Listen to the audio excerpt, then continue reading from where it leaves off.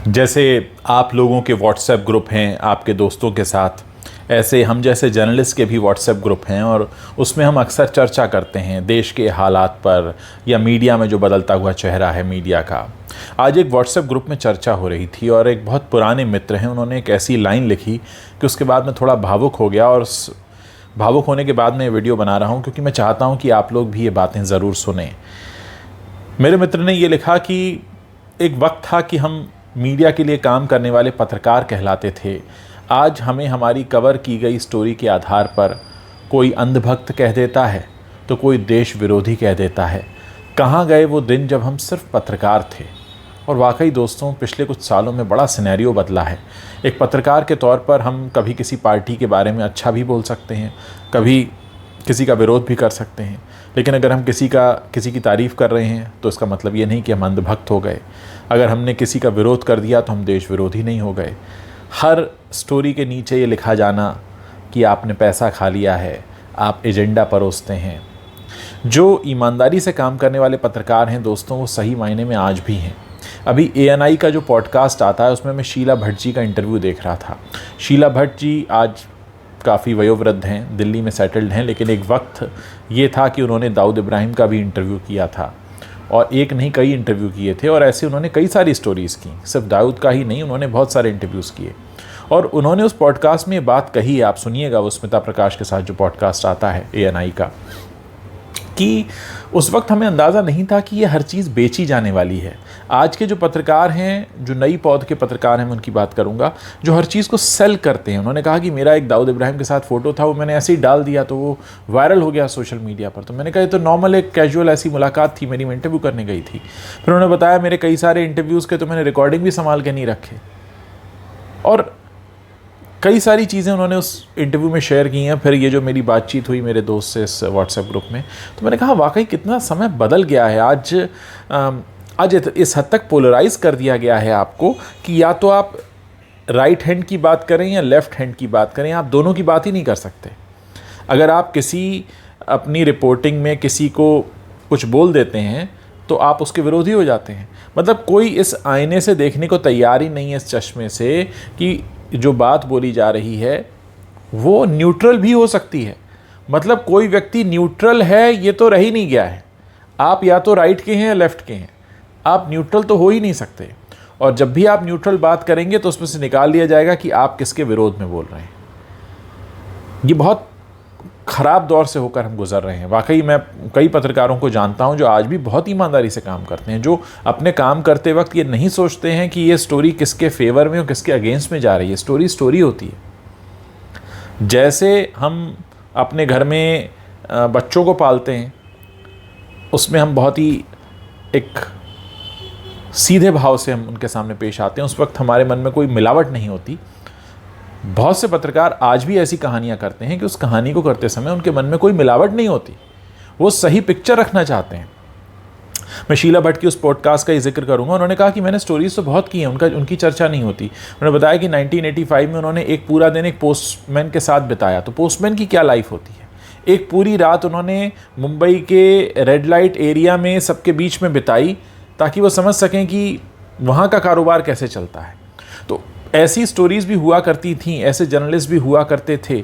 लेकिन आज सिर्फ मुझे दुख है कि न सिर्फ आज के पत्रकार बल्कि आज की जनता भी पहले से ही मन में कुछ सोच कर बैठती है कि आज हमको ये देखना है, और अगर वो दिखता है तब तो ठीक, तब वो किसी फिल्म के डायलॉग की तरह तालियां और सीटियां मारेंगे कि हाँ हमारा मनपसंद वाला आ गया। और जैसे ही आपने कोई न्यूट्रल बात रखी तो उसके बाद फिर आपके ऊपर आक्षेप लगना तय है। या तो आपने पैसा खा लिया या आपने एजेंडा परोस दिया। मतलब आप तो सही बात कर ही नहीं सकते, वरना तो आप उसको अच्छा बोलो जिसको हमने अपने मन में अच्छा सोचा हुआ है, या उसको ख़राब बोलो जिसको हमने अपने मन में ख़राब सोचा हुआ है। आप सोचिए कि ऐसी जनता और दर्शक के सामने अगर आप कोई न्यूट्रल चीज़ लेकर जाएंगे तो कैसे जाएंगे। और क्या ये, मतलब मैं दर्शकों की तरफ से बात करता हूँ, कि क्या दर्शक ये स्वयं के साथ भी न्याय कर रहे हैं। अगर हमने पहले से सोच लिया है कि हमको सिर्फ अच्छा ही सुनना है एक व्यक्ति के बारे में, तो हम तो उसकी कभी कमियों की तरफ ध्यान दे ही नहीं पाएंगे। और इस सृष्टि की रचना जब से हुई है ऐसा कोई व्यक्ति ही नहीं हुआ जो सिर्फ गलत हो या सिर्फ सही हो। हर अच्छे इंसान में भी कुछ बुरी चीज़ें होती हैं और हर बुरे इंसान में भी कुछ सीखने जैसा होता है। रावण का उदाहरण हमारे सामने है। रावण अहंकारी था, दुष्ट था, लेकिन उसमें भी कुछ सीखने जैसा था। तो जब तक हम अपने दिमाग को इस तरह से नहीं खोलेंगे दोस्तों, तो आप जो मन में अपने सोचे बैठे हैं उसकी गांठें बनती रहेंगी, वो सब कुछ चलता रहेगा और उसके बाद आप स्वयं को ही ख़त्म कर लेंगे। ख़त्म करने से मतलब ये है कि आप अपने दिमाग को बंद करके रहेंगे, आप उसमें कुछ नया जाने ही नहीं देंगे।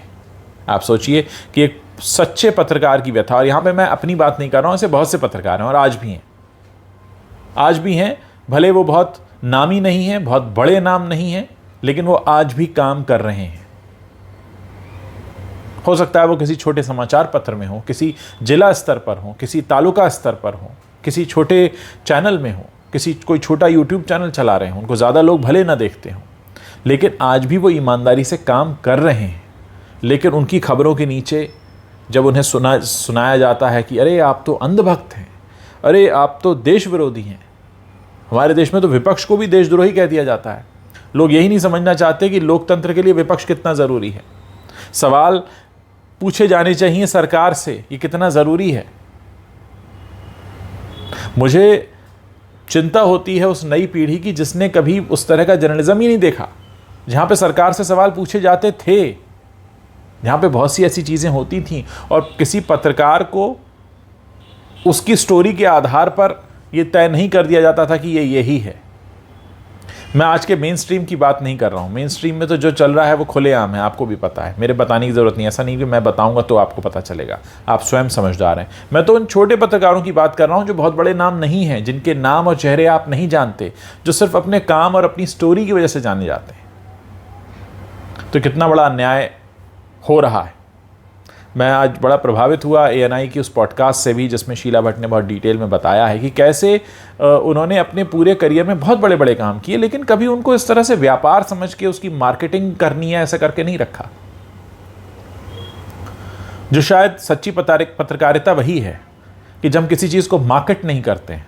आज शायद जब मैं उनका इंटरव्यू देख रहा था तो मुझे याद आया कि हाँ, शायद मेरे पास मेरे ही बहुत से इंटरव्यूज़ नहीं हैं अब, क्योंकि जब करियर शुरू किया था साल 2000 में, उस वक्त ऐसा कुछ रिकॉर्ड करके रखने की अगर कुछ चीज़ें थी भी तो अब VHS टेप अब नहीं चलते, CDs अब नहीं चलती, डिजिटल इतना था नहीं, डिजिटल आते आते 2012-13 हो चुका था। लेकिन कितना सब कुछ बदल गया है, कितना सब कुछ चेंज हो गया है।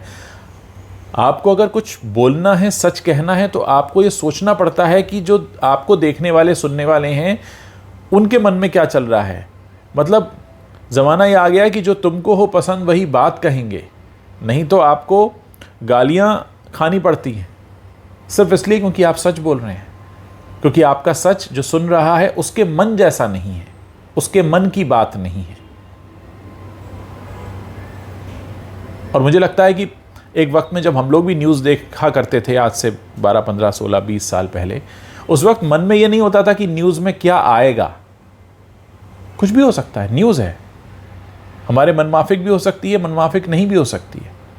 लेकिन अगर हम पहले से तय कर लें कि हम क्या सुनना चाहते हैं और फिर वही हमें सुनने को मिल रहा है, तभी हम तालियां बजा रहे हैं, माफ़ कीजिएगा, वो समाचार नहीं है, वो फिर आपको खुश करने के लिए कही गई बात है। मैं आप लोगों से जानना चाहता हूँ, ये सारे विचार मेरे सुनने के बाद आपके मन में क्या ख्याल आ रहे हैं। हो सकता है आपके पास मुझे सिखाने या बताने के लिए कुछ हो, लेकिन मेरी कोशिश रहती है कि मैं जिस हद तक रह सकता हूँ न्यूट्रल रहूँ। मैंने आज लिखा, G20 के जब मेहमान राजघाट पे गए नमन करने, और मुझे लगा कि हमारे देश में गांधी को नमन किया जाता है, गांधी जी हमारे राष्ट्रपिता हैं, बापू हमारे राष्ट्रपिता हैं, लेकिन इसी देश में कुछ लोग ऐसे हैं जो उनको ख़त्म करने वाले गोडसे के बारे में गुणगान करते हैं। फिर हम अपने यहाँ जब इतना बड़ा आयोजन करते हैं G20, तो उसके मेहमानों को ले जाते हैं हम राजघाट।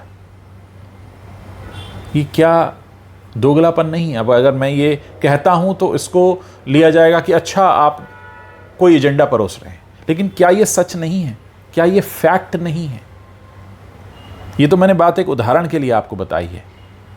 आप खुद सोच कर देखिए कि कितना कुछ बदल रहा है हमारे आसपास।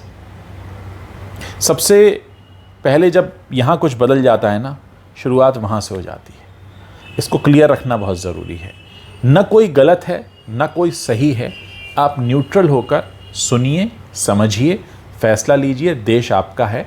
यहाँ बहुत से ऐसे लोग होंगे जिनकी बातें आपको अच्छी नहीं लगेंगी और बहुत से ऐसे लोग होंगे जिनकी बातें आपको अच्छी लगेंगी। अच्छा लगना सही होना ज़रूरी नहीं है। ज़रूरी नहीं है जो अच्छा है वही सही लगे या जो सही है वही अच्छा लगे। कई बार हमारे मन में किसी के प्रति द्वेष होता है और हम उसके बारे में ख़राब सुनना चाहते हैं और हमें बड़ा अच्छा लगता है अगर हमारे मन में जो गालियाँ आ रही हैं सामने वाला भी बैठकर वो देने लगे। लेकिन तो क्या वो सही हो जाएगा? सही तो नहीं होगा। आप लोग खुलकर अपनी बात रख सकते हैं। मुझे बताइए, आप लोग जुड़े हुए हैं मेरे प्लेटफॉर्म से।